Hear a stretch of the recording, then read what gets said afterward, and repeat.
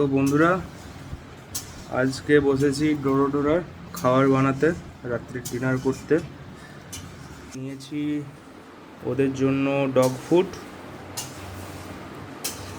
Food হচ্ছে royal ক্যানেনের maxi starter, আর তার সাথে একটু খিচুড়ি টাইপের বানিয়েছিলাম। তাতে ডাল, চাল, যে সবজি আছে, চিকেন আছে।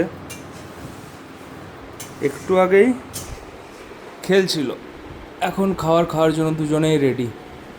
জাস্ট খাবারটা বানানো হচ্ছে, চুপ করে বসে আছে কখন হবে। ডোরা, ডোরা, এই তো।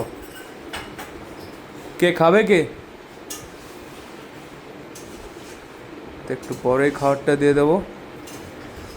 আচ্ছা, ঠিক আছে, বুঝতে পারছি খিদে পেয়ে গেছে তোমাদের।